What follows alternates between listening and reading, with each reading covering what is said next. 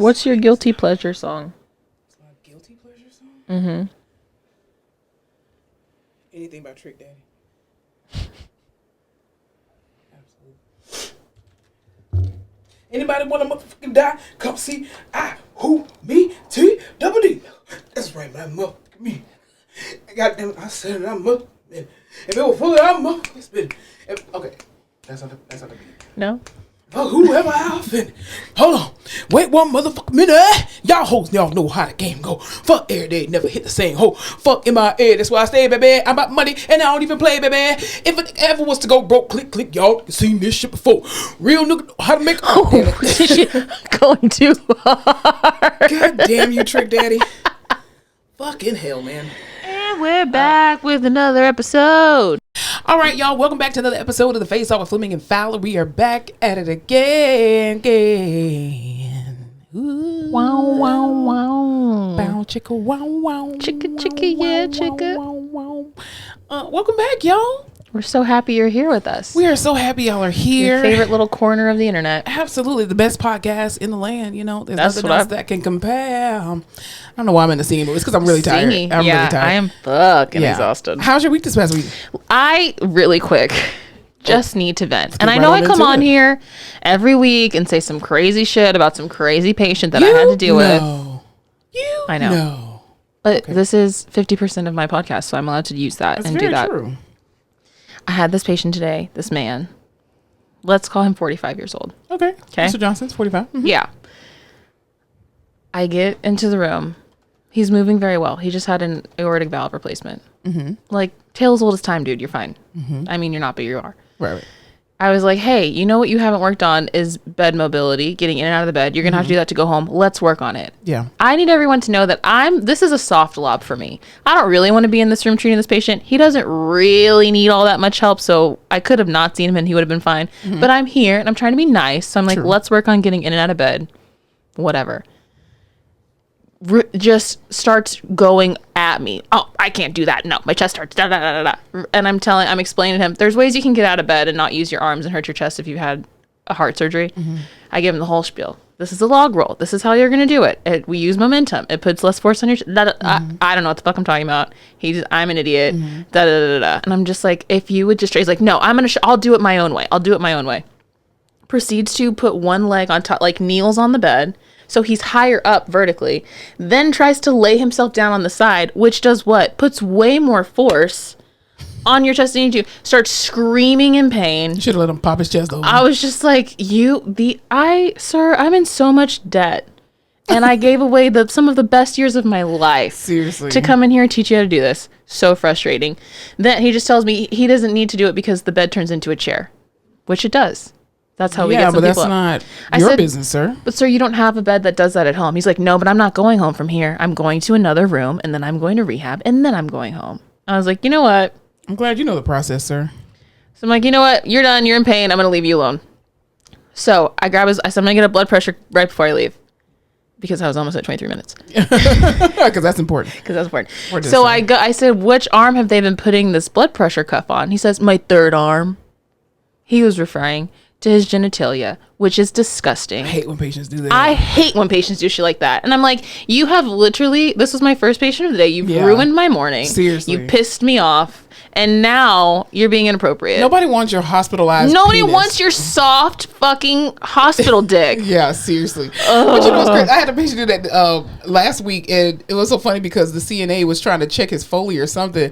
So she lifted up his gown, and he was like, yeah, it's still all there. And I was like, sir, please, it's disgusting. You're a Ken doll. Nobody's looking at you. No, but I don't see like private parts anymore in the hospital. You get so used to it. I was trying to explain. I was talking to a friend of a friend. Mm-hmm. We were at dinner or something, and we were talking about Brazilian waxes. And she was like, that's a great dinner conversation. It was a margarita conversation. Cool. And I was like, she was like, that makes me so nervous. Like, I'd be so self-conscious. And I was like, they literally see 10 vaginas a day. Yeah. You just have to hope that you're not the best they've seen and you're not the worst. You're just falling in the middle. You're just one of the many. Yeah, wash your ass before you go. Yeah, wash your ass. That's disgusting. But I'm like, that's how it is at the hospital. We see so many naked people. I don't even realize what naked is anymore. But you know what's crazy though? Even though we do see that, we're like, we're not looking at your body. When I go to the gynecologist, I'm like, don't look at my body. I'm like, I have to shave my legs. I'm sorry, I didn't shave. It's I not know. my wax appointment time. And they're just like, what? Like you look at penises and vaginas all day. Like what the hell? For as much as like, and we try to be so nice because like women are so self-conscious in the hospital. Like you haven't had a shower, you haven't shaved, you haven't done all the stuff that you usually do to feel good, whatever.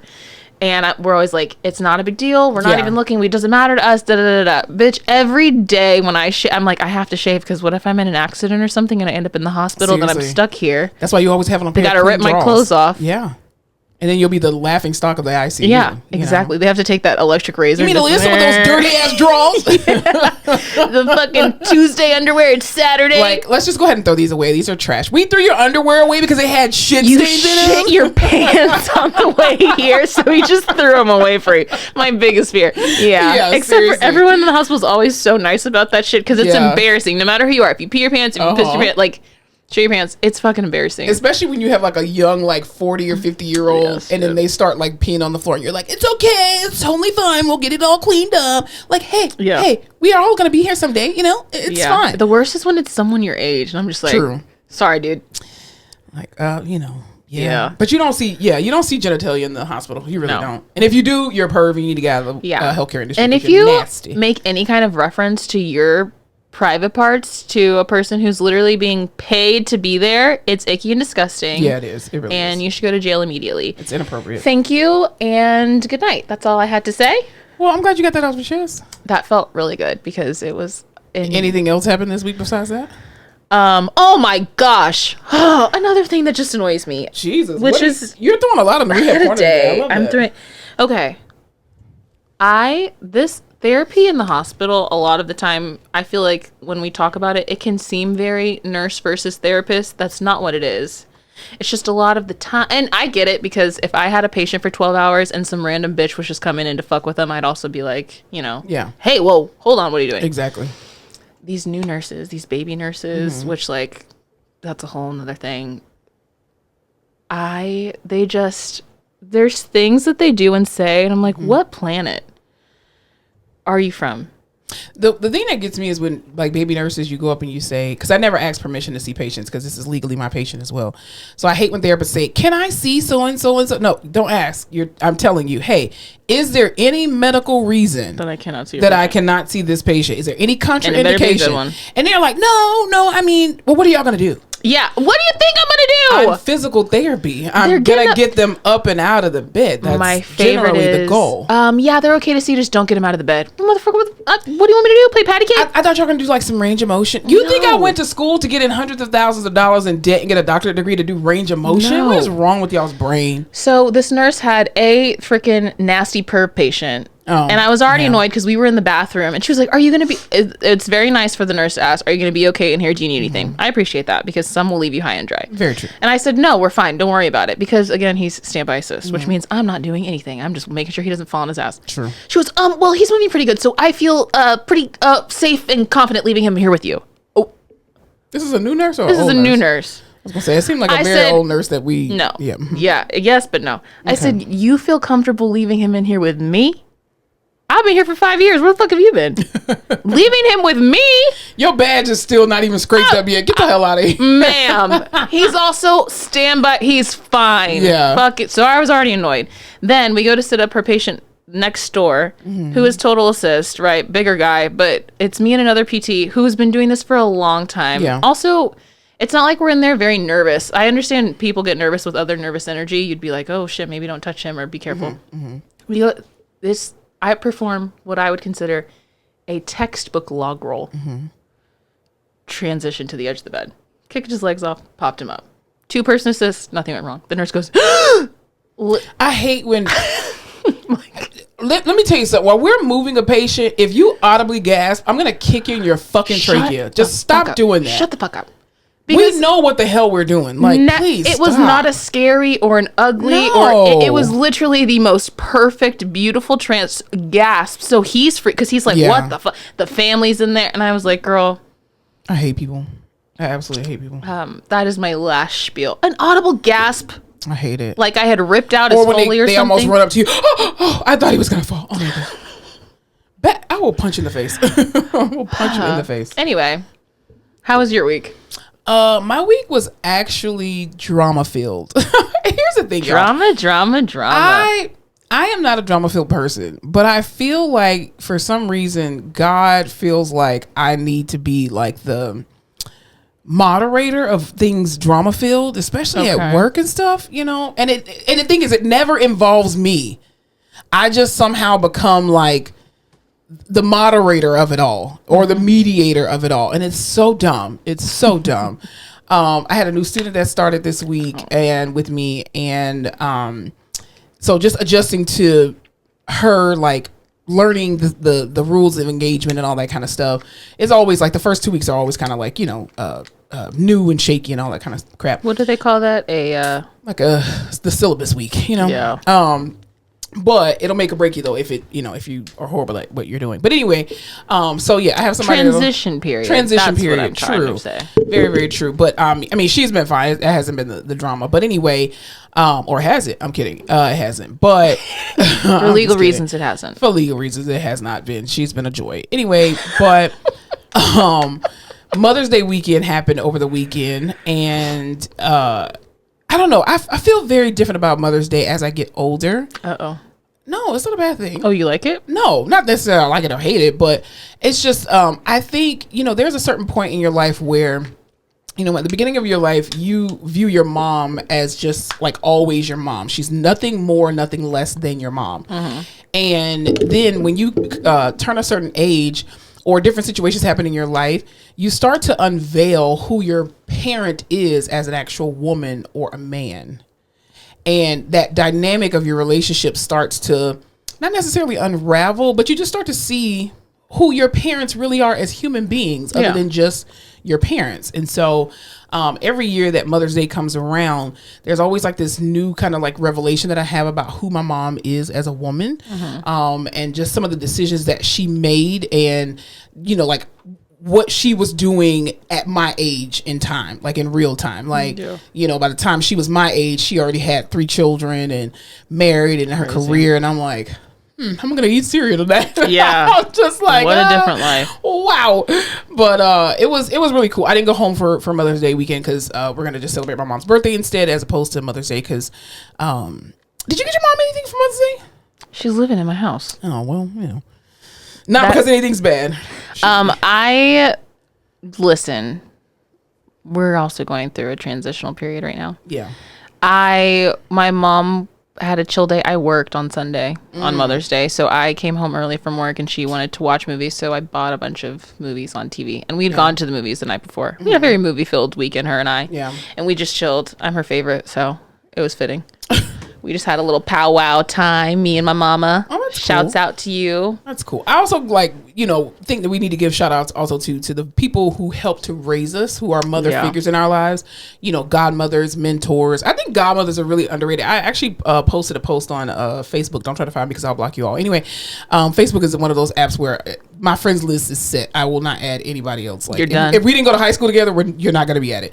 Anyway, especially if you're a coworker. Anywho, but I feel like godmothers are so incredibly underrated and underrepresented when it comes to Mother's Day like holidays, because unlike your aunts, you know, godmothers really I put on my Facebook that they really embrace you with like the softness of your mother, or with the grace of like your mother, but you're able to look at them as like a big sister. You're able to, you know, kind of lean into them or glean into them with like the softness of your of a sister. Like my godmother personally, she is an amazing person, and I remember I actually went to Houston last week, and so we met up and we just hung out for the day and everything, had a great time.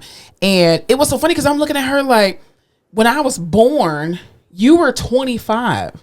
Whoa. Like already in her career, homeowner, like taking her field by storm. That's crazy. And then I'm like, I remember seeing like the particular career that she has. I won't say it on air, but anyway, the particular career that she had, she was the youngest one that had this particular career in the state of Florida. But anyway, I'm just like, when I was a kid, I was like, wow, you're so old, but she wasn't. And I'm like, what the hell? It's insane. I was telling someone that today. Oh, I had just great patients this week.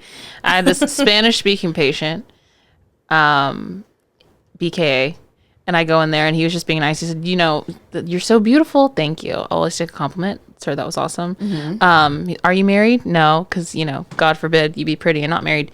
And he said, oh, well, that's okay. How old are you, 26? And I said, well, I turned 30 this month. He goes, get another audible gasp. And I was like, I'm disrespectful. I have never in my life. Disrespectful. So fucking rude. Yeah. Well, I wanted to be like, they're taking your other leg and they haven't told you. I did have a nurse today tell me, I was like, we happened to be talking about birthdays and they were like, oh, Monica, how old are you turning this year? And I was like, don't remind me. I was like, my birthday is literally on Saturday, y'all. And I'm just like, at the beginning of the year, my sister and my friends were like, hey, what do you want to do for this birthday? It's a monumental one. You're turning 40, da-da-da-da. And I'm like, we'll cross that bridge once we get here. Bitch, the bridge is here. Goddamn. And I was like, Jesus, it came by so fast. My hair's not done. I don't know what the hell I want to do. I have nothing planned. You don't look I don't know what 40 looks like because all I see is like cirrhotic 40 or like heart failure 40, right. Which is like dumpster fire 40. Yeah. But you don't look 40. There was a PT. Well, thank you. You're welcome. There was a PT and yesterday maybe or today, someone told me her age and I audibly gasped because I was like, you're lying. Yeah. And they're like, no, she's only 20. I was like, no, there's no way. Life don't beat her ass, huh? Yeah. And I was like, so at least it's not that. True. I mean, a lot of people, when they find out my age, they're just like, wow, I thought you were like in your early 30s. Yeah. I was like, I try to look like it somewhat. Maybe it's the glasses. I don't know. You got a young spirit. I guess. I mean, I got an old ass walk though. I have seen the walk. Old ass back. You can tell my knees hurt. Yeah. I mean, I ain't got the, Kenny Walker knees or the Don Staley knees. Candace Parker. I ain't got those, God forbid, but this walk it's Viola Davison a little bit, you know what I mean? But I mean, my weekend was actually really good. I was not productive on Saturday. Let me tell you how the little man tried to call me out. So, okay, man. Real quick. I love a little man. Here's the thing. I will try to DIY anything that I possibly can, except for on my car, because the car is kind of like for the best. Yeah, it's a moving house. You know what I mean? It's a weapon. It literally is. And so my air in one of my tires kept going out or kept going low. It was like a slow leak, and this has been going on for don't judge me, like 4 or 5 months. Right, every 4 days I would have to put air back in the tire. Are you kidding? I know. Don't judge me. Anyway. I only say that because I would forget to put it. I wouldn't put the air. Well, I would simply be screwed. Oh no, that's true because you don't even be putting gas in your damn car. No. So I'm like, wow, that's a commitment every couple of days. So I went to the Discount Tire on Friday, and the guy was like, I've seen you here quite a bit. Like, why don't you just get this fixed? And I was like, first of all, Gabriel, shut your ass up. Okay, that's number one. If I wanted your opinion, I'd give it to you, bitch. So then I was like, you know what? Let me get my ass up on Saturday. So I went and got it fixed, and they plugged it. Thank God. But where was I going with that story? I can't remember. Anyway, we're gonna move on. You said little man, but did you see? There was a tweet going around, and it was like, "Happy Short King Week 5'6" to 5'10." Did you see that? I did not. I'm not on Twitter. Oh well, that's too much reading. So here's the thing. I'm not on Twitter how I should be, but Megan is, and she sends me so many tweets, so then I get on. Shit's still hilarious. That's true. And no one calls it X. That's stupid. Yeah. Love a short king. Stay short out there. No, this guy wasn't short. Oh, you called him little man. Oh, only because he was calling me out about my tire. Oh. That was just like a diss. What do you consider short for a man? Anything under 5'9". Because I'm 5'9". Are you 5'9"? I am. I always think we're the same height. You're 5'9", man. I'm 5'10". You got to be because I feel like you're a little bit taller than me. I'm 5'7". You are not 5'7", I swear to God, I'm 5'7". Well, we'll figure that out once you stand up. Maybe it's your shoulders. I don't know. What am I fucking lurch? I swear you're as tall as me. That's why I thought you were. I consider 5'8". Below 5'8" is short. Yeah, I would think so. In San Antonio, fuck. I mean, we're all the same height when we lay down. That's what they said. But I'm kidding. That was a corny joke. Anyway, speaking of cornball, let's talk about real quick some wedding drama. I don't know if you saw this discourse on social media. This lady was talking about how her friend had a wedding and she was, invited to the wedding. She RSVP'd her and her son, but she is vegan. And so, most weddings, they usually have chicken, beef, or fish. Right, because you're cooking for a group. Because you're cooking for a group of people, and weddings are expensive. Let's just go back to that. Weddings are super expensive, or can be very expensive. And so, anyway, she said that, she told the bride, hey, I'm vegan. Do you all are you going to have any vegan options? And she was like, well, no, but we can definitely accommodate you. And so, long story short, she ended up calling her, I guess, like the week before, the day of the wedding or something like that, and basically saying, hey, what do you want to eat? So she was like, well, you can just get Chinese food. Chinese food will be fine. Me and my son will eat that. Da da da. I'm like, is Chinese food vegan? Not with the amount of MSG, I don't think. I don't know how that works. I was like, we're just getting fried rice and shit. But anyway, so she said that basically some kind of coordinator called her the day of the wedding, like a couple of hours before the wedding started, and she asked her, she was like, hey, so which Chinese food do you want? Like, which restaurant? She's like, it doesn't matter. They pretty much all taste the same, which I'm like, no, they actually don't, but whatever. So anyway, red flag number one. Exactly. So then, longer story short, the coordinator asked her, she was like, hey, we're going to put in an order. We're going to place an order. Can you go and pick it up on your way to the wedding? So the lady was very upset because she was like, how do you not accommodate your guests? And I kind of felt like it was a twofold situation. First of all, when you go to somebody's wedding, you are not going there to get food. That should not be the purpose of you going, and not to get good food. I will tell you, the last wedding that I went to, which was Miranda's, amazing food. That food was good. That shit, man, them goddamn mushrooms, that shit was good. But for the most part, what if you're like, wedding food isn't good? No, it's not, because it's not supposed to fill you up. It's not supposed to be your actual dinner. You're supposed to get a little Chick-fil-A fry before you go. Yes. And hit up, McDonald's or whatever on the way back. You cannot go to a wedding on an empty stomach. No, you're a weirdo if you do that. Yeah. But I also feel like it's not the bride and groom's responsibility to accommodate all of these different things. And as a person who is vegetarian, I am vegetarian. When I went to the last wedding with Miranda, she did have a vegetarian or a vegan option, which I was very grateful for. But I always tell people, don't try to accommodate me. I will figure something out. Her wedding, thankfully, was buffet style, so she had vegetables. So I was the least able to nibble and nabble. But I actually had a really good meal at her wedding because her food was really good. They got you a big ass mushroom. They did, and it was amazing. It was well seasoned. Yours looked better than mine. I had potatoes. I had vegetables. So I got a real meal. I didn't have to hit up no spots afterwards. So I was very thankful. Shouts out to Miranda and Dennis. Anyway, but I just feel like this lady was like going off as if this lady was obligated to like give her and her son a 5-course meal. First of all, ma'am, that's your goddamn child. You feed your fucking child before you go to a goddamn wedding. Like, what are your thoughts on that? What would piss me off is you telling me to go pick it up myself. True, I agree. I'm not going to pick up food for like, you can have it delivered, or you can go, like, no, I'm not picking up food for a wedding. It's like, what are you going to sit in the church? What am I going to fucking carry around a dog bag full of fried rice? With the bag that says, thank you, thank you, thank you, thank you. And people are like, why do you have a bag full of, yeah, no. Because the bride ordered, but also too, you got a free fucking meal. I know, but I agree that my expectation is always that there's going to be food there. It may not be for me. Yeah. But I don't know, especially if you're vegan, because your options are so limited. I would assume if I was going to a wedding and I had a dietary restriction, like, 5, 6, 7, 8. Jessica can't eat shit. Well, true, because we do have a friend. We have a mutual friend. It's like soy, dairy, anything. Yeah, she has a lot of allergies in your life. But see, her allergies will kill her though. Exactly. This ain't no just, I don't like this. No, that shit will kill her. And she doesn't throw a fit. She's just like, can't fucking eat it. Ate before, brought a little snack. That's what you do, because you're only one person. It's a big ass wedding. And right. If they have a wedding party of 200, I mean, even if they just say, oh, you want the kids meal? Like, we can get you some chicken tenders and some fries. And here's my issue with weddings also. Why can't I get the kids meal? I think you can. You just got to request it. I've been to weddings before and they're like, that's for kids. And I'm like, I don't want this fucking chicken cordon bleu. It looks icky. I want the chicken strips. And they haven't given them to me. Oh, because you're an adult and you usually eat like one. That's probably why. That's fucking rude. I wonder if the chicken tenders are actually more expensive because it's outside of the menu. Maybe. So they're like, no, two. Yeah, they're like, hey, no. Exactly. But yeah, I just feel like people like going to weddings. Is again, don't stress out the bride. Because it's not about you. You are one person. Bitch, go eat a sandwich or some shit. Like, you're not a bitch, lady, but I'm just saying, you kind of are for just expecting to be treated a certain type of way on somebody else's day. Like, no. I feel like the like post-COVID wedding craze, really, weddings became these huge things. Well, so many people get missed out on actually having a ceremony. Yeah, and so now these expectations for weddings are insane. Yeah.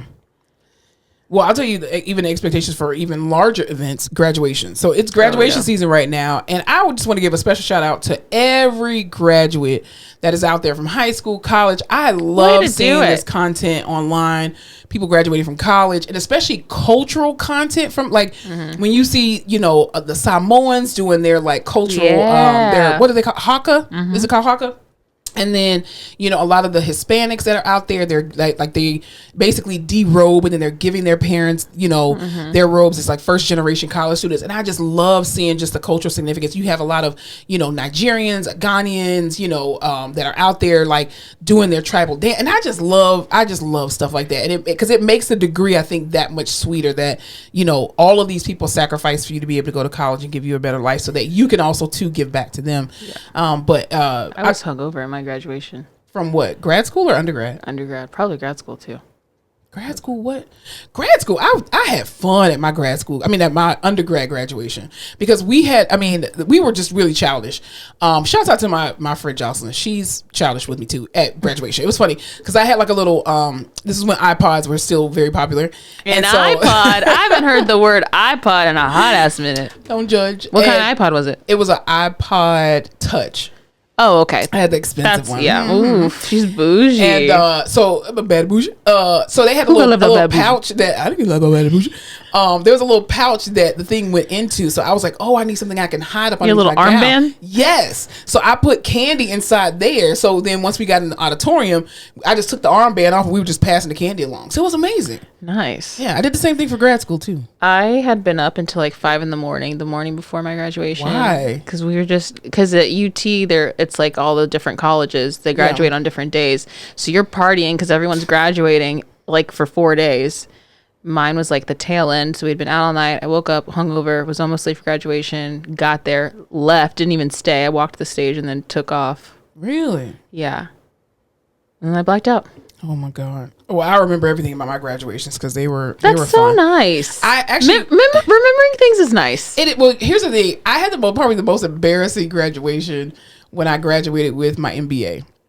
So I had already finished my MBA. Did you walk the stage? I did. Wow. So I had already got my diploma like 3 or 4 months prior to it because, you know, they have like one ceremony per year. And thankfully it was in Austin. So my mom came up and so we went down there. And so I was just really, really hot this particular day. And you know why, as a woman. Anyway, I was very, very hot and I was really irritated. And I was just ready to go because I was like, bitch, this is my 4th degree. Like, I've done this shit. Why do I need a picture in another gown? Like, who cares? So the AC in this place was not working in this auditorium. In Texas, in Texas, the summer, bitch. The graduation was in August. I was like, yo, I'm done. So we went there to the graduation and I wore these heels and something in my spirit said, well, it was platform. Something was like, Monica, do not wear these shoes. But I was like, they're cute with my little outfit. I'm just going to wear them. So because it was hot, for some reason, my feet felt like they were sweating. And then like the sweaty feet, the bottom part of my feet just kept slipping. And these were some cheap ass shoes from Target, right? And so the quality just wasn't there. But anyway, so as I'm getting ready to walk across the stage, I can feel my foot slipping completely out of the shoe. As soon as they get ready to call my name, both my feet just out of the shoe and the shoe completely breaks. And I literally have a video of me like bending down, and then like it was a strap around my ankle. You just flopping? I was just flopping because the straps were there and I was like, don't worry about it. It's fine. It's fine. So then I was like, just give me my fucking thing so I can go. So of course I'm trying to go down the stairs. I almost fall down the goddamn stairs and they're like, bitch, you got a lot going on. So like one of the little chancellors tried to help and I was like, I'm ready to go. So then I got my stuff. I sat down in the chair. And I was like, what the fuck am I here for? It's just me and my mom and my cousin. I'm getting ready to go. And I walked right the fuck out. And I legit had to walk all the way from the auditorium back to my car barefoot. On the hot pavement? On the hot pavement. Because my shoes completely disintegrated. That is a war story. Yeah. So I took pictures in the front barefoot like a dirty foot from South Florida. It was horrible. Horrible. Fiesta feet. It was horrible. If there's not AC, I'm not fucking going. Well, we had already driven to Austin, and then we rented a hotel. And you were in Austin. To top everything off, you were in Austin. I was just like, man, it was so annoying. But I just love graduation season. It's a congrats and shouts out to all the graduates that are out there, no matter what degree or diploma or anything you're getting. Also, too, can we stop glorifying honorary doctorates? They're not real. Please. She said just what she said. Just please stop. Because people are, oh, I got a degree. It's not real. It's just a certificate saying, hey, thanks for showing up and doing the speech. Yeah. I said what I said. Anyway. My cousin graduated last year, I think. Mm-hmm. Yeah. And I'm talking about the honorary doctor for the celebrities, not for people who passed away. Ooh. I'm not talking about posthumous. Yeah. I'm talking about only for the celebrities. Yikes. That's a cancel right like there. Black China. Dr. Black China. Girl, please. No. Dr. Black China. You know what? She's really come around. I love that for her. I'm sorry. What were you saying? We went to my cousin's graduation last year and they started serving alcohol at it. Changed my life. Why would they do that? Because it's fucking Texas. Yeah, gotta be. Yeehaw! Well, I wanted to bring up the graduation season because your alma mater, Howard University.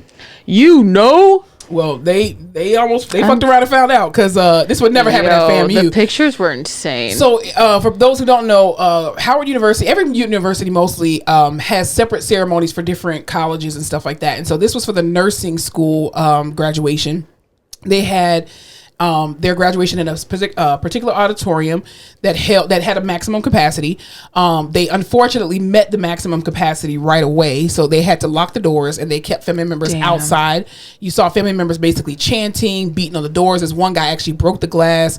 So then the president comes up or the dean, and she's like, "Well, unfortunately, because of the size of the room and because some people's family members don't know how to act, the fire marshal is here to shut us down. So graduation is over." I would have turned that place every way but the fuck loose.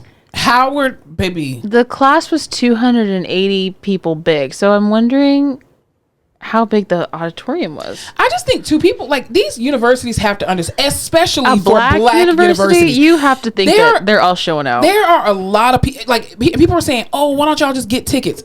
No, you should not have to buy you should not have to get a certain amount of tickets in order to go to a graduation. You have some people literally that are standing on the shoulders of multiple generations that are just now getting a degree. Yes, in 2024, it happens way more than you think. And the fact that y'all do not have space to accommodate these students and ruin their day. Some people come with a family 35, 40, 50 deep. Like, you don't know what their legacy runs. Yeah. Right. And so the fact that you would just tell them and not come up with any other type of solution, people have flown in, they have taken off work for PTO, gotten babysitters, you know what I mean? Like, rented cars. They spent a lot of money on their graduation, and these young kids can't walk across that stage and you rob them of that opportunity. It's different when it was in COVID where you just blankly didn't have a graduation, but for people to show up and then you lock the doors and say, I'm sorry, we're at capacity, bitch, man, I would knock your ass out.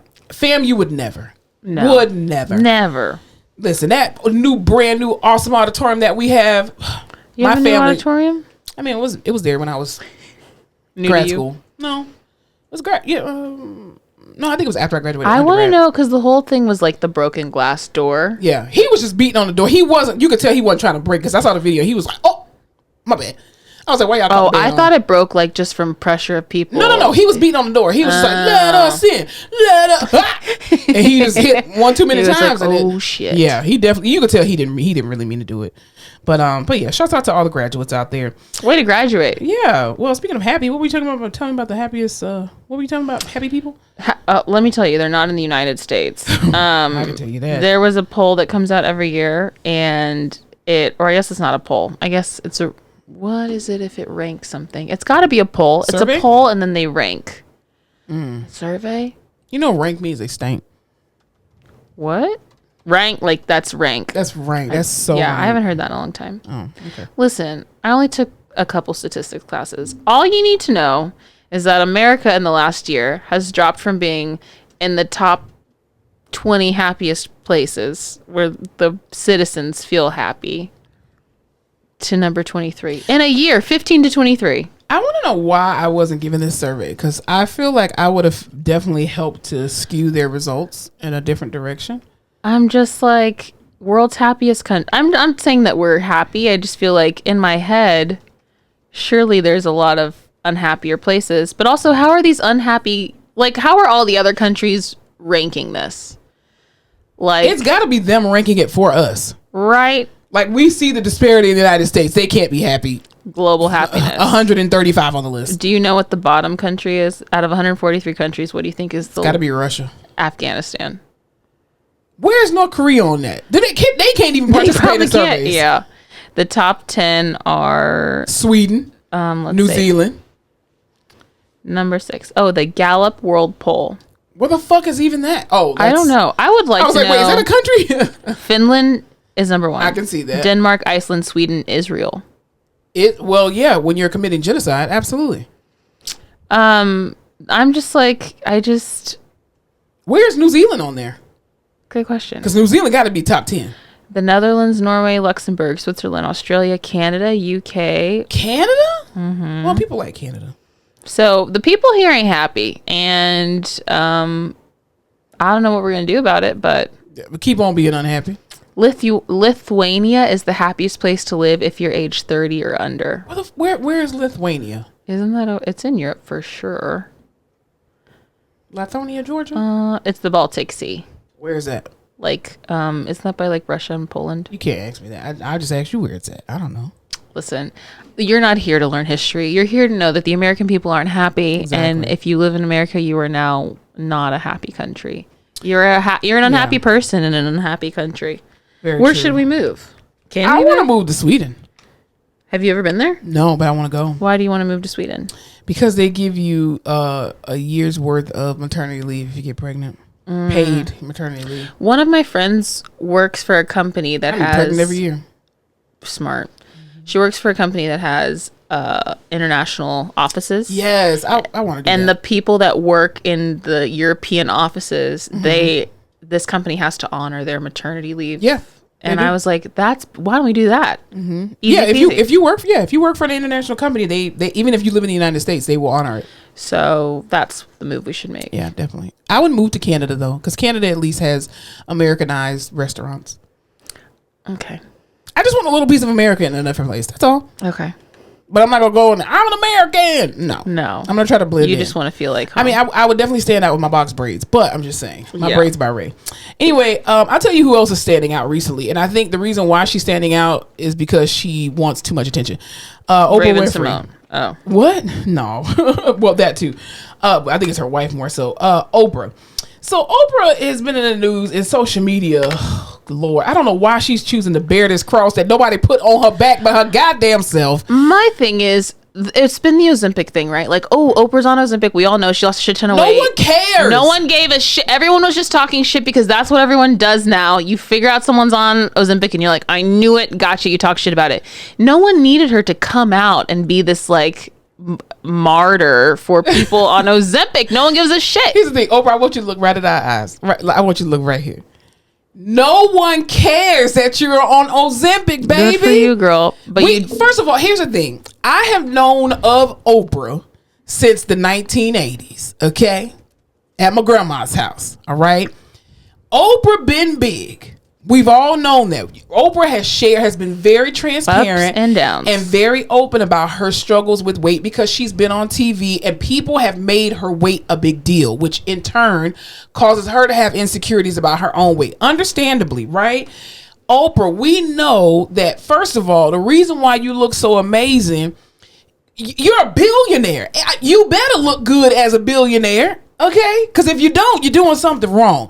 Now, the fact that you're like, I kind of helped with diet culture, and it's my responsibility to bring it back in. Did we need a 3-hour special about that? I don't know a single person in my life or any other person's life that actually said, I'm dieting because Oprah did it. Here's my thing. Nobody's doing that. I can understand how, like, it's not a good look, right, for you to be a part of this Weight Watchers brand and for you to be on Ozempic and that's how you lost weight. But I don't think we should be shaming that because you can be on a diet and still want to take medication to lose weight if you're not at the weight you want to be at. That's another story. That's a marketing strategy. My issue is because you're like, I'm sorry, I was a part of toxic dieting culture. Ozempic inherently is not toxic dieting culture because it's for people with diabetes who need it. Exactly. And people who need to lose weight. Also, Weight Watchers is toxic dieting culture. But Weight Watchers actually works though for some people. For some people, but I'm just like, it's not for me, but I know. I'm like, I just don't know a lot of people who've been like, Weight Watchers changed my life. I'm not counting on motherfucking points. I already count at work all day. Everybody who I know does Weight Watchers didn't lose their weight from Weight Watchers, but they are still on Weight Watchers. Also, they have Mississippi mud pies. Have you ever had their Mississippi mud pies? No, but I love their string cheese. It's really good. I will say they have some good shit. And but I don't give a fuck about the points. I know. The whole counting points shit is a toxic diet culture. It's just like, that's not inherently good or healthy or safe either. So now that you're on this medication, you're like, I'm sorry that I contributed to this. You have been, because you've been doing all this other shit. You do not eat Weight Watchers food. I would bet my whole entire fucking salary that you do not eat Weight Watchers food, but you're out here promoting it. I have an unpopular opinion about quote unquote toxic weight loss culture or dieting. First of all, let me start by saying this. Oprah, no one believed you did Weight Watchers simply because you were paid to market that as a marketing strategy. Okay? And bitch, I would too for a check. Let me see something. Who else was on it? Cora, what's her name? Tamala Mann was on it. We never believed you actually ate they food. Felicia Rashad was on it. Again, she's naturally thin. Baby, we never believed y'all actually ate it. Y'all were doing that because it was marketing and you got paid for it, and there's nothing wrong with that. Do you remember when Charles Barkley did it? I forgot about that. Anyway, moving on to my second point. My second point is that, to me personally, dieting is not toxic. Your relationship with food is the toxic situation, because you can change your diet. You can do intermittent fasting. You can do a Daniel fast. You can do whatever kind of, nightshade food. You can do whatever kind of routine that you want to. If you do not have a positive relationship with the food that is going in your mouth, that is where the toxicity lies. The fact that people in general would look at Oprah Winfrey or any other celebrity as the poster children for weight loss when they have different access to healthier foods, healthier organic non-GMO foods. Not only that, you have access to trainers and other medications, dietitians, exactamundo. Now, I'm not saying that we as the lay people don't have access to it. We do, to a degree. It's not of the same caliber or quality. Okay, Google is free for all of us. But at the same time, I personally have never looked at any celebrity and was like, wow, they lost so much weight, I have to follow them. And then I followed them like, Oprah, I'm so mad at you because it didn't work and you said it was going to work. The only thing I've ever wanted to follow was fucking Ozempic. I was like, give me the prescription. I was like, these bitches are on that shit and it's working. I mean, I got the prescription. I just need to get approved by my insurance. But I mean, I don't know. I guess she had to say, I understand. She didn't have to say anything. I think as a branded person, Oprah, be quiet. She had to say something along. Why? I think she just had. You have to. You're a fucking. You're a brand ambassador for a weight loss food company, and you're on Ozempic. When was the last time the commercial ran for Oprah?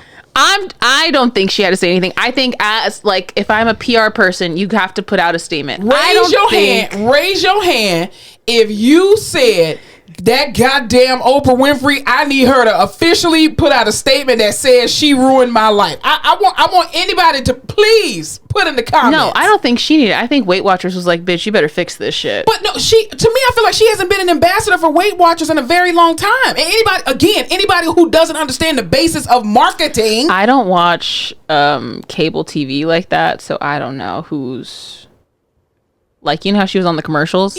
Yeah. So I don't know. But is it like once a spokesperson, always a spokesperson? I mean, the Pine Sol lady ain't never left. That's been a good gig for her. She's been cleaning for a long time. That's what I'm saying. I don't know. I get it, but also I'm like, we did not need a 3-hour special. Oprah, nobody has put people's weight loss on your back. Stop trying to carry a cross that you put on yourself. It's not like, shut up. I'm trying to think of like weight loss celebrities, like people who always think too about losing weight. Okay, so for comedian Monique, yes. Right? She was a known bigger woman, right? And that was kind of not necessarily her platform, but she was a proud, heavier set woman, plus size woman who moved and shook in this world and did not care. Not all of a sudden, but for years, she's also struggled with her weight. She's spoken about it openly that her husband told her, listen, it's getting to a point where you're getting too big, not because you don't look good or whatever, but I need you to be healthy for our children. Okay, I don't want you dying of a heart attack in your 40s and your 50s, whatever. She came on social media, started sharing a lot of the stuff that she's doing, so we're seeing her work out, do cardio. Now let's just say she was a Weight Watchers ambassador, right? You cannot convince me that her just doing Weight Watchers alone, allegedly, would just make her lose all this weight. This woman is pouring sweat. And that's what's toxic to me, is this idea that it's like, just eat these foods and keep the points and it'll all just like melt away. Which is what I go back to the original point. It's your relationship with food. Yeah, and it's not what you do with it. People just fixate on these points. So I'm like, Oprah, you were already a part of this toxic culture with these points, with this specific food, with this brand. But now that it's this medication that's helping all of these other people, you're just taking it to fucking lose weight. You don't know if Oprah had diabetes or not. She could have had diabetes. You're right. She could have had diabetes. She could have had diabetes. But now it doesn't fucking matter because she went out here saying, oh, sorry, toxic diet culture. Oprah, I just need you to hire me as your PR and stop taking all these crosses. Girl, ain't nobody thinking about you. It's like you trying to be relevant when you already are. We know who you are, There Oprah. has been a downward trend of all these very big celebrities. It's like ever since the Hawaii fires. They're all doing some wacky ass shit. Well, even awakening of the culture. Even Lizzo. I'm a Lizzo stan. Well, she's looking good too. Yeah. I don't know what she's doing. Ozempic. Well, she probably got her ass on social media too and got to be able to refresh and around people who actually like and love her. Cortisol levels. Well, too, yeah. But the thing is, there was a situation where I guess people on TikTok right now, there's this trend going on where people are saying block celebrities. And I'm like, block celebrities? It's weird. But I guess they're saying block the celebrity so that way they lose their following because they're not speaking out against injustice. And so I guess it's like a bully. I want to be careful with my words, but it appears to be like a bullying tactic where they're trying to force certain celebrities to say stuff. So people pretty much were putting like watermelons and stuff. Exactly. So they were, and then as soon as they do a video, then you're like, oh, this shit is fake. You only did it because you're gonna lose your follow. Yeah, you're throwing a bunch of watermelons in my comment section and calling me a piece of shit. So then of course she shared a GoFundMe and she was like, I think the goal was like $75,000, and they were like, she was like, if you can give any amount, and they were like, Lizzo, we can't afford to give.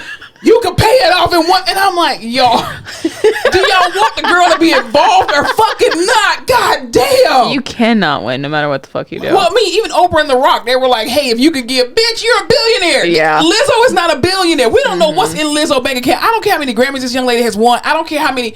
Listen, we don't know celebrities' bank accounts. As much as they look rich, a lot of them are broke. Yeah. Okay?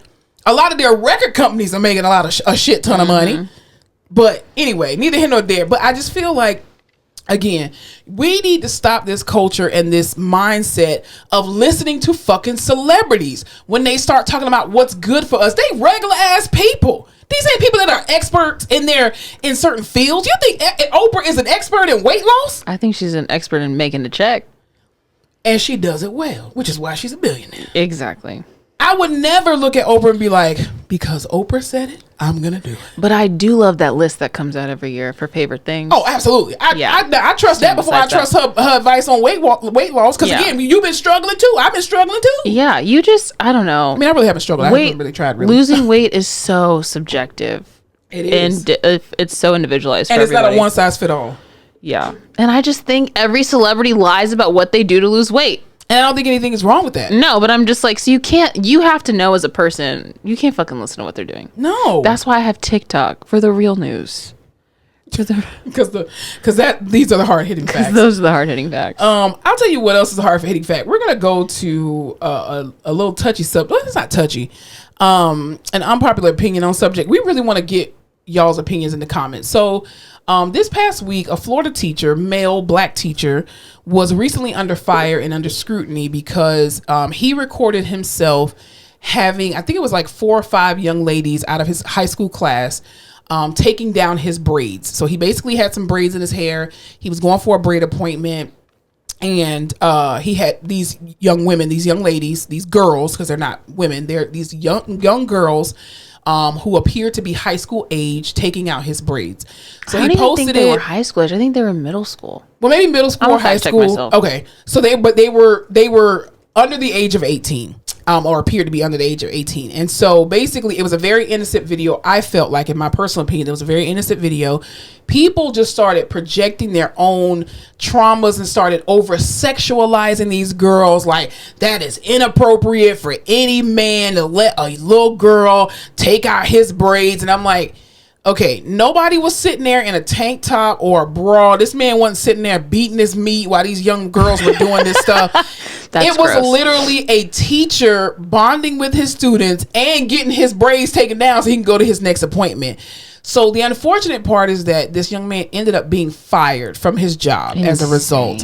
And I think, again, we don't understand the ramifications of shit like this that affects the students at large, because we always have this discourse about how black male teachers are so needed and so necessary, and they're few and far between, but it's because the community keeps overly sexualizing black girls, that even when a bunch of black girls do that to a black female or a female teacher, they have no problem with it. Even if you had a male teenage student taking out a braid for a female teacher, nobody would say anything about it. But it's always the over sexualization of black girls that gets on my motherfucking nerves. I cannot stand this shit.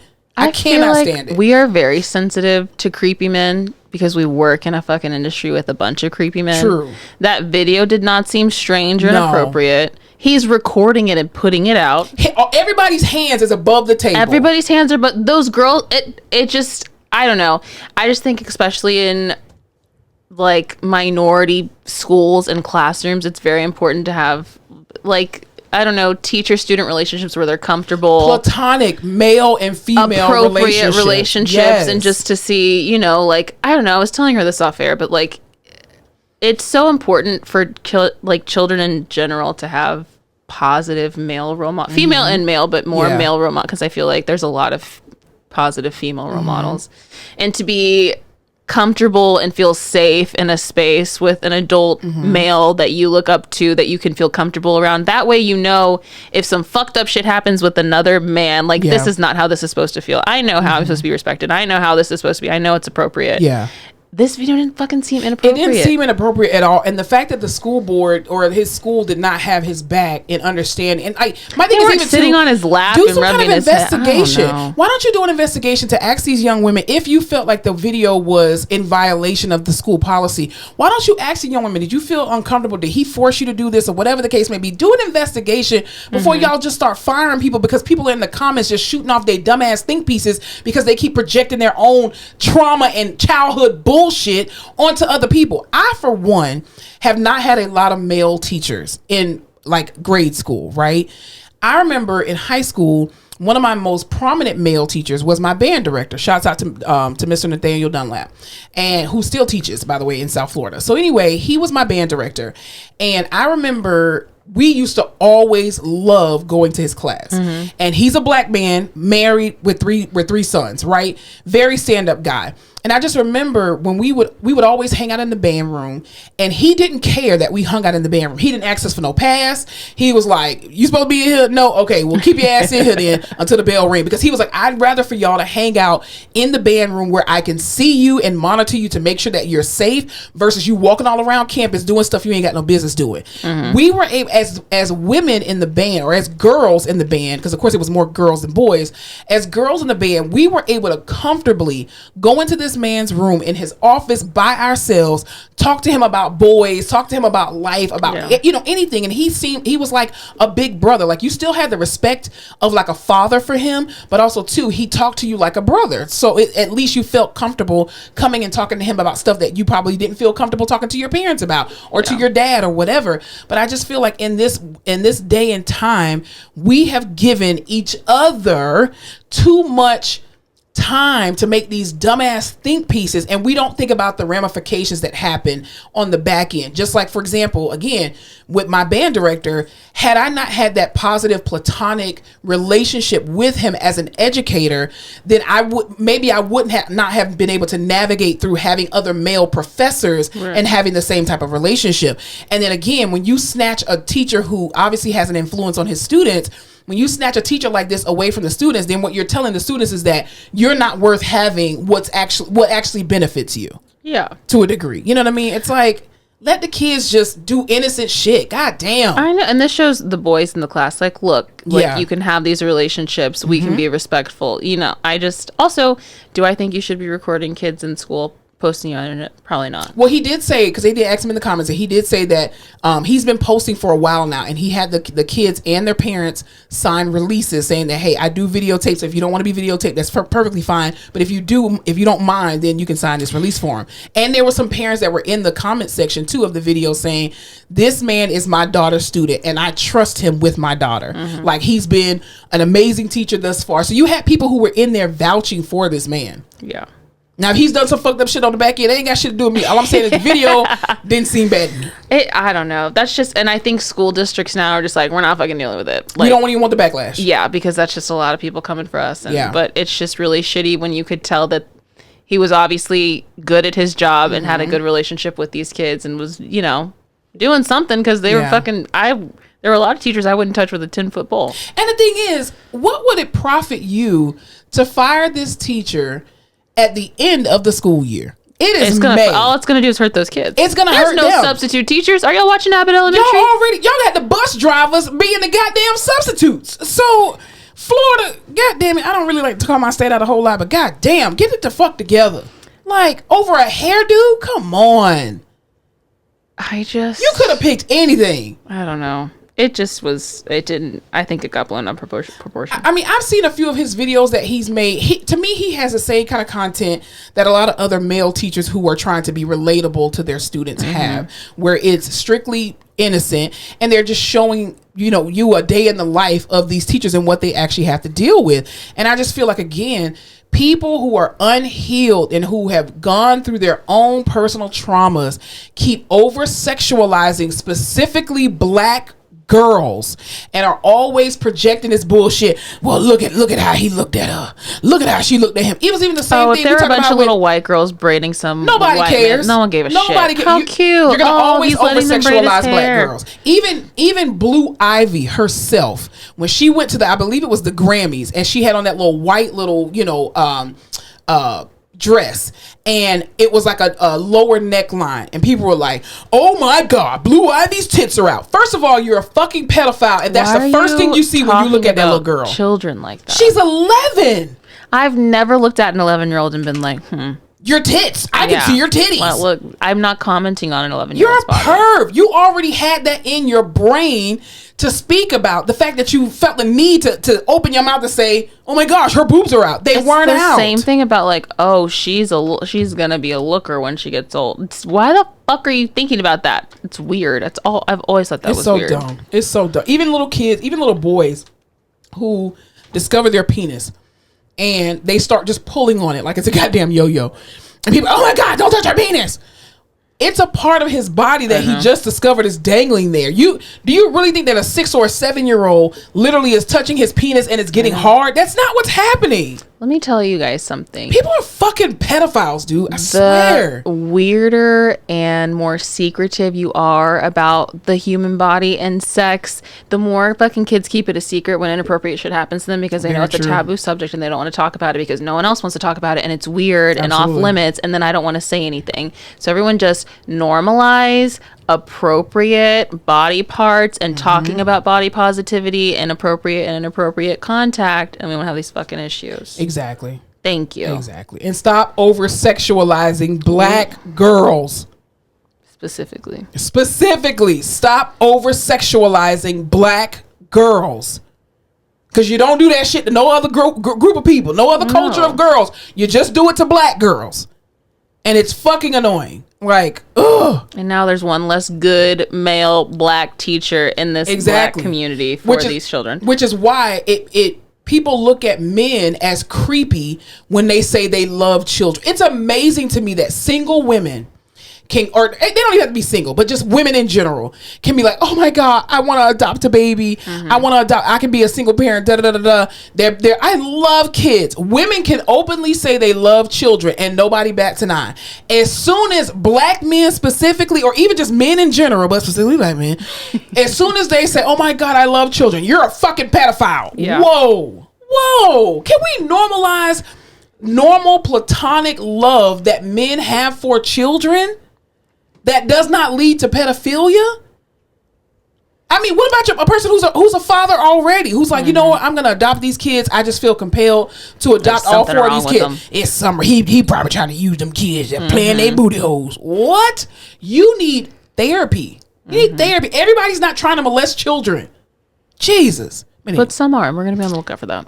It's very true. And report them and shoot them in the face. There you go. They don't deserve to live. We don't stand for that. We sure don't. I'll tell you what else we don't stand for. Continued killings of unarmed black men. Speaking on the back of battle. You know what? Men. We've never stood for that, and I just don't think we will. No, definitely not. So, United States Air Force Airman Roger Fortson, unfortunately, was shot and killed. I think in the last week or so. And he was not shot and killed. He was brutally murdered and executed by a police officer, literally within seconds of him answering the door. I really want police officers. I feel like in 2024, after, so many different incidents that have occurred, specifically, more notably, the Breonna Taylor murder, I feel like y'all going to the wrong people's houses should not be a thing. You'd think that would have really jump-started some shit. Where is your quality management and quality assurance? It's just like the golden rule that we have in medicine. Okay, golden rule. Everybody take a minute. Make sure that we're operating on the right side, on the right patient, with the right organ, and we got the right consent form, right? I don't understand why, at the most basic level, why police officers cannot get this shit right. So the story goes you're about to fuck up someone's whole life. You're fucking up the whole life, and also, too, you're ruining the community, and you're ruining bonds that some police officers are actually trying to repair at this point. The fact that this young man was at his house, chilling, minding his business like we all do, and this police officer came, and there's body cam footage. He knocks on the door, and then he walks away from the door. He knocks on the door first very calmly.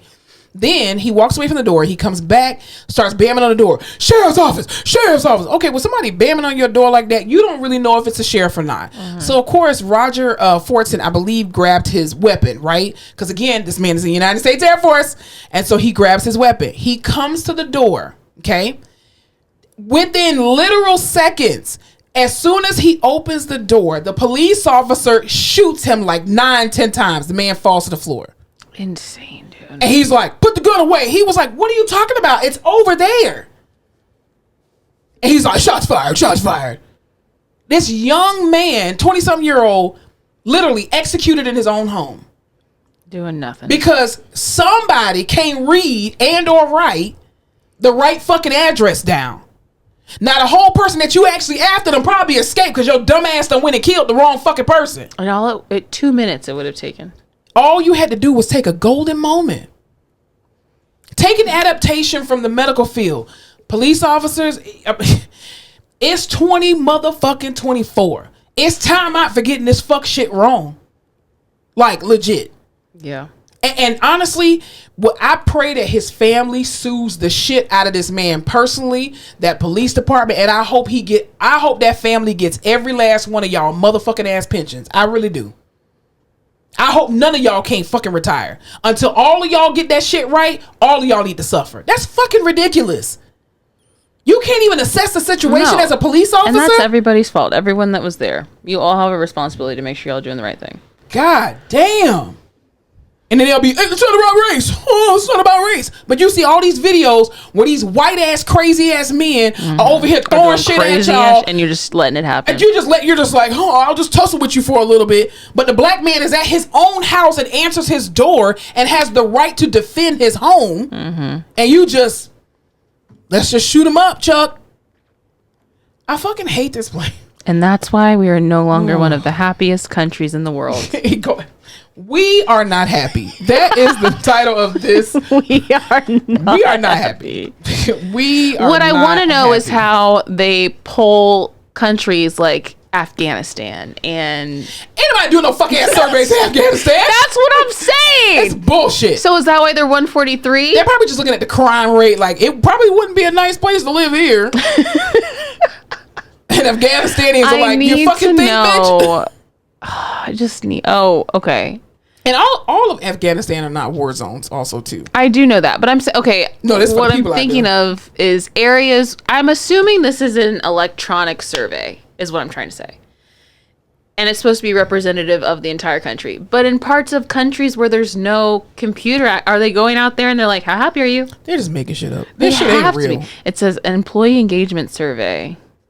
What employees are... Bitch. We studied over 2.7 million workers across 100,000 teams. So this is only, I guess this is only... So they interviewed 2 people in Afghanistan who actually don't even live in Afghanistan. They're like, yeah, it's all right. They're Afghanistan adjacent. I got it. It makes sense. That's got to be it. Okay, I feel better about this now. So just the people who work in America are miserable. Not everyone. Well, because our government sucks. Yeah. Our government sucks. And when people try to say, well, then go back to your country. Bitch, you first. You bitch ass motherfucker. Can't stand people who say ignorant ass shit like that. Well, if you don't like America, you leave. I'm literally from here. It's my literal country. I ain't going nowhere. And because I am from here, I can complain about this bullshit. So Amen. fuck you. That's why we are not happy. And that's why we're unhappy. We are not happy. Yeah. It's insane. What have you been watching? Anything else you can talk about before we go into what you've been watching? Okay, I saw Civil War. I need to talk about it with someone. Do not spoil it because I still haven't watched it. No spoilers. I guess I didn't know what the fuck this movie was about. My bad. I just knew there was a Civil War. I thought it was going to be more of like, this is why America's having a Civil War. It was not. Definitely not. This is very gory. And there were a bunch of kids in the movies. Like the movie theater I was in. So I didn't like that. I was like, should you be here? Drag them then? I don't fucking know. They're prepping for the apocalypse. I love it. Probably. It was interesting. The way, I don't think this is a spoiler. Okay. The way that I think they purposefully leave out detailed information regarding the Civil War, like sides and causes and big events. Yeah.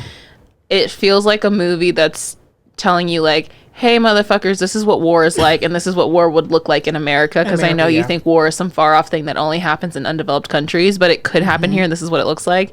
It is also insane to see, like, because the military's fractured. So to see, I don't know, when I think of just war in general, all the movies you've seen, because I've never been to a war, I don't know about you. No. All the movies you see are like, you see like... I'm at war with the world. I'm kidding. I'm at war with myself. You see the like American military uniforms and you know, good or bad, but you know like, oh, that's a side. And in this film, it's fractured. So there's just people in military uniform shooting, being shot at. It's so strange to see this like warped sense of side and whatever. I don't know. It was interesting. Yeah. It was not what I was expecting. It was very loud. I'm not a loud person. I mean, I'm not a loud noise person. It's because you're ADHD. It's because and probably baby autism. So it was a lot of jumps. But that was good. I watched the new Brooke Shields movie, Mother of the Bride. Is that on Netflix? Yeah, with Miranda Cosgrove, random, and Chad Michael Murray's in it. Really? What a freaking lineup! Wow, Chad Michael Murray. Who's that again?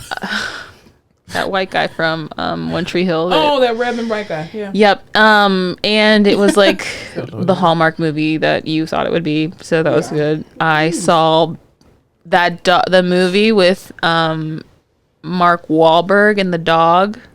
Do you know what I'm talking about? No. Where the dog, he's like a racer and the dog follows him. No. Okay, you're not gonna watch it anyway, so it doesn't matter. And I saw Boys in the Boat. You seen that? No. Okay, that was good too. Who's in that?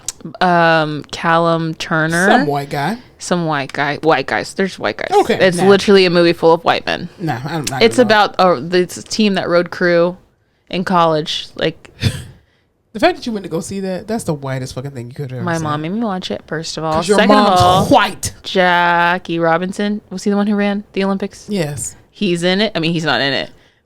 Came in for the dead. Wow, Jackie. Jackie Robinson's I love that for him. Awesome, Jack. Because it's during that Olympic period. Yeah, that time frame. They did a really good job of making sure no one said anything super racist to him in the movie. Yeah, because that didn't happen. Yeah, exactly. It was so...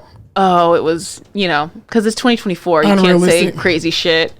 But they were just like, all these little white guys who row and then him standing there. And they're like, what? We heard you're going to take it all. Like, if you're going to run so fast. We're all so supportive of you and your black adventure. We're not going to call you the N-word. Yeah, I was like, bullshit. Tomato. Boo.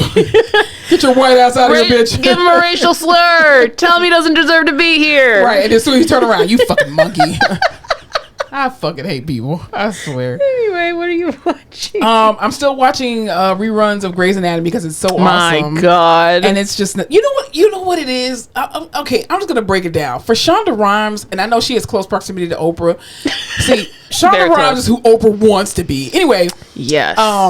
Shonda Rhimes is an amazing writer, and all the writers on her team, right? Just amazing concept. And I think Grey's Anatomy has reminded me of how well character development matters, how much it matters in TV shows, especially for them being on 20 seasons. Yeah. Like, and just going back and even just some of the stuff that Bailey has gone through, Dr. Miranda Bailey, when she first started. Put some respect on her name. Exactly. How she was her character was such in this closed shell. Yeah. And then now you're seeing they're like doing more scenes like in her house with her kids, with her husband, and showing like the softer side of her. Like even just, I love when she loosens up. Yeah, absolutely. But just the character development in that show was absolutely amazing. But anyway, that's one of my feel good shows is Grey's Anatomy, no matter how sad or not it is. Anywho, but also I haven't really been watching really anything. I started the Book of Clarence. I can't get into that. It's really weird. I'm not a fan of Lakeith Stanfield like that, but I've been more so listening to audiobooks. So I started listening to All About Love by Bell Hooks, and it's an amazing, especially when you're about to turn 40. That's an amazing All book, About man. Love. All About Love. Or It's All Love. All About Love. It's a red book. I think it's All About Love. Oh, I know exactly what book that is. Yeah, All About Love. By Bell Hooks. It's amazing. I wish the person, again, because I'm a auditory learner, I really wish that they would get better voices to narrate these books on Audible. Audible, this is my manifestation, and this is my application to work for y'all to just do nothing but read books, because I read in so many different accents, and you would love to listen to the books. Accents? I do British accents, I do Australian accents, I do Jamaican accents. I sure do. I do Haitian accents. Give us one. Or Creole. No. Give me a little sample. No, that's in my private time. Okay. Yeah. She's a private accent girl. But I'll do it for Audible for a check. I'll pay for it, yeah. You know. She'll get paid for it. I'm kind of like, do you watch the TikToks of the voice actors? Absolutely. I love them. Those are so interesting. Yeah. Especially I can't remember her name, but the lady who does Bart Simpson. Oh, yeah. And Maggie Simpson, amazing. But Cree Summer is one of my favorite voice actors. Cree Summer. Who played Freddie Brooks on A Different World. Oh. I love how I don't know none of the white shit and you don't know none of the black shit. And together we are Oreos. I love it. Wait, is that racist? The Oreo coconut thing, I'm sure is racist to some people. Really? Well, because technically we are two black, right? We are two black, yes. We're two black, and then you're the white. But I'm like a quarter white because my grandmother's white. Half white. That's true. I don't get I don't know. Someone would really have to say some shit to me to offend me, because I'm like, if somebody called you the N-word, would you be offended? Yes. I don't think. If they called you the C word, would you be offended? Actually, okay, I'm offended because I just don't like people using that word. Slurs in general. But like, I'm always like, okay, whatever. Like, so as a black person, the N-word wouldn't affect you as much, or as a half white, half black person. Yeah, I don't think so. Would somebody calling you a cunt affect you more? But we've repurposed cunt, because now it's cunty. Everything's cunty.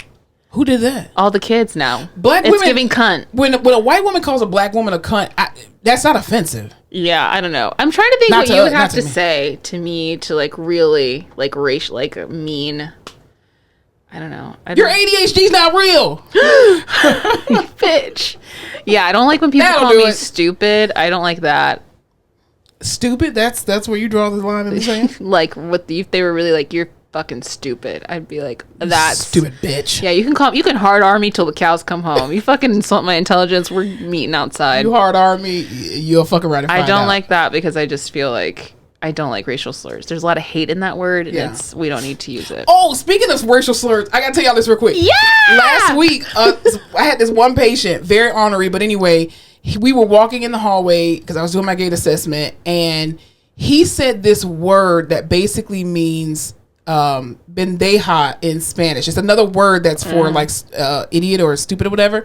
So we're walking past one of the CNAs, and she's an older Hispanic lady. And so he was like, oh, hola, senora, da, da, da, da. And so then he says the word, and she was like, do you know me like that? Oh, and I was like, what the fuck did he just say? Oh Lord Jesus, what the hell did he just say? And so she was like, don't ever say that word again. And he was like, I thought that was your last name. She was like, you're gonna get your ass beat too. I was like, all right, Mr. Johnson, let's just keep walking. Let's keep walking.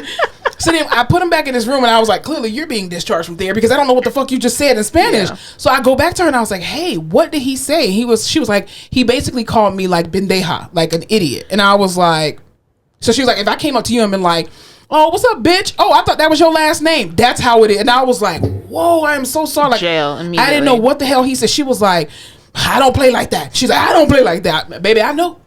That's why I just kept on walking with my gate belt. Hey, let's keep on going. So stop saying stupid shit in certain languages that you don't know what the fuck that shit means. Stop saying stupid shit in languages you don't understand. You know, but anyway. Anything else we can talk about before we get out of here? No, I've got nothing. I'm praying for a calm, peaceful rest of the week with these crazy ass patients. I am too, because my birthday is on Saturday. So happy birthday to you. Happy birthday to you. Happy birthday. What is your wish for your birthday going into your 40th year? What's the big thing? To be a multimillionaire, to be married and have some kids. Hell so yeah. I don't have to work again. Let's manifest it. Absolutely. Kids are work though. You'll be working all the days of your life. No. We'll have a nanny. Oh, smart. Nah, not really. Because you ain't gonna fuck my husband. Hell no. No, we're gonna be fine. Okay. Well, I'm not gonna have to work, so that's true. I'll be good. I'd be so much happier. Absolutely. I know that everyone says that, but I really mean it. I really just want my student loans paid off for my birthday. That would be a good birthday gift. That'd be a great birthday gift. Joe, make it happen. Joe Biden, Joe. Yeah. Has anyone checked on Joe Biden? Man, we don't care about him. I know.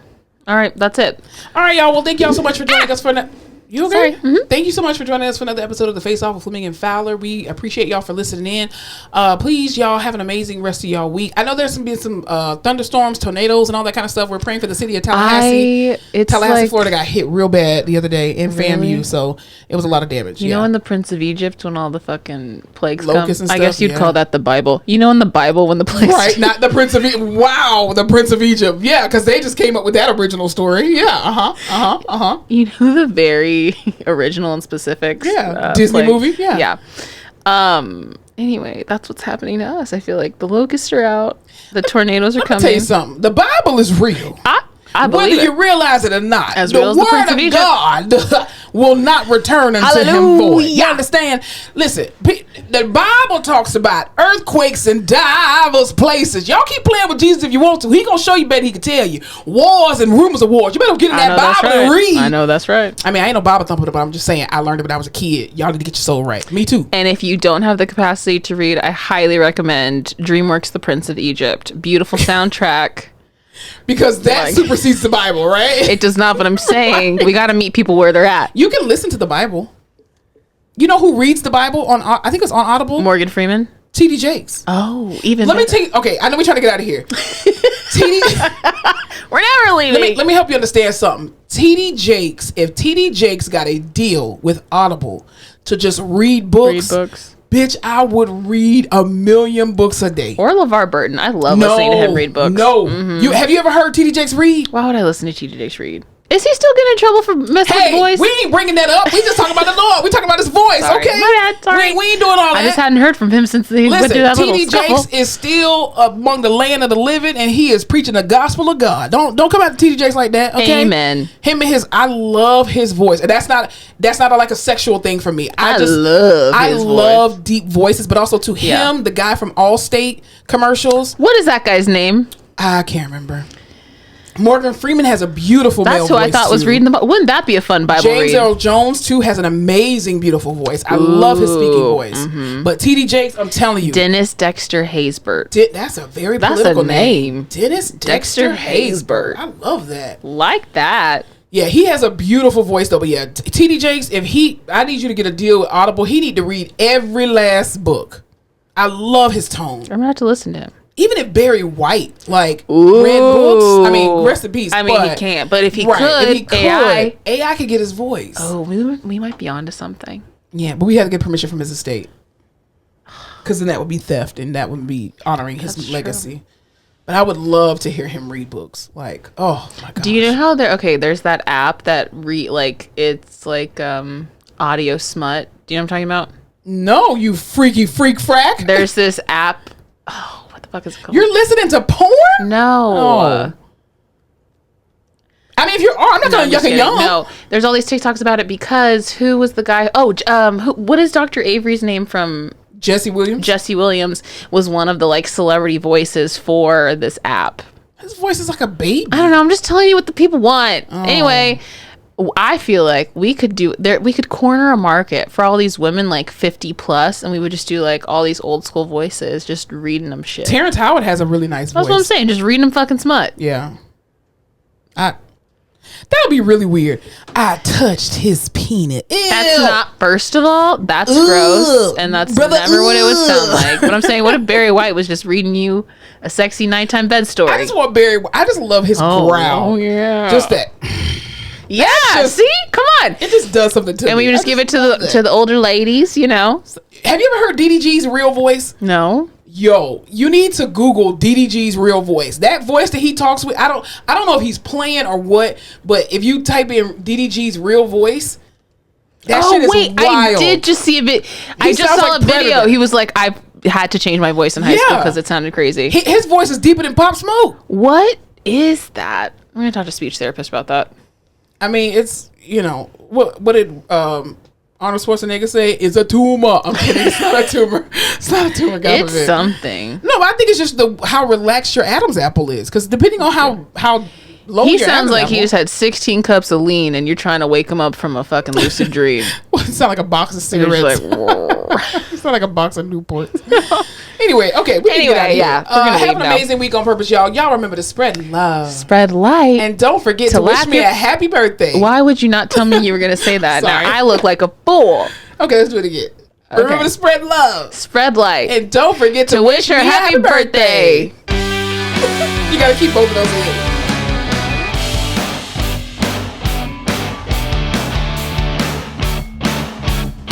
Thank you so much for tuning in to another episode of The Face Off with Fleming and Fowler. Don't forget to follow us on all our social media platforms, Instagram, Facebook, Twitter, and YouTube at The Face Off Pod.